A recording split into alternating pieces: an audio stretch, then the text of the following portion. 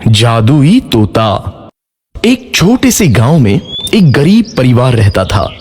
उस परिवार में रामू और उसकी बीवी सीता उसके बेटे चिंटू के साथ रहते थे।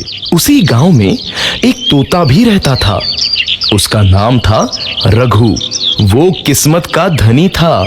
जहां भी जाता वहां किसी भी चीज की कमी नहीं पड़ती थी। एक दिन रघु उड़ते उड़ते उस गरीब परिवार के घर गया। रघु सोचता है, अरे वाह, लगता है यहाँ आज बहुत अच्छा खाना मिलेगा। मैं पेट भर के खाऊंगा। वो एक कटोरी में रखे अमरूद देखता है। अरे वाह, अमरूद, मुझे तो ये बहुत पसंद है। मैं तो इसे पेट भर के खाऊंगा। रघु तोता अमरूद खाने ही लगता है।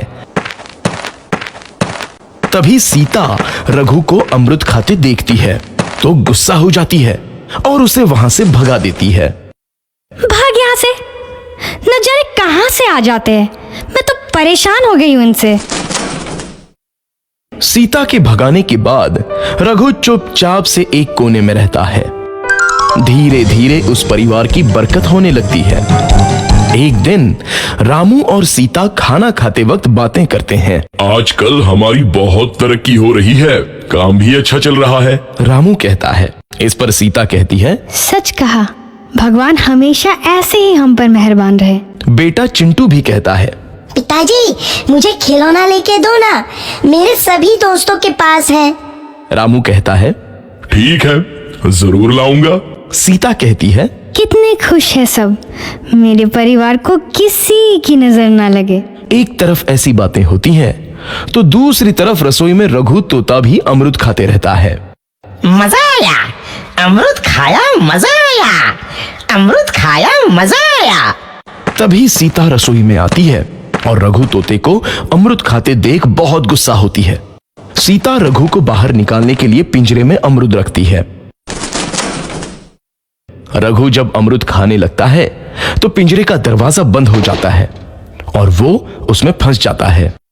मुझे बाहर निकालो, मैं यहाँ फंस गया हूँ, मुझे बचाओ। अगले दिन सीता पिंजरा उठाकर बाहर दूर उस रघु को छोड़ देती है। रघु के जाते ही उनके घर आई बरकत धीरे धीरे कम हो जाती है।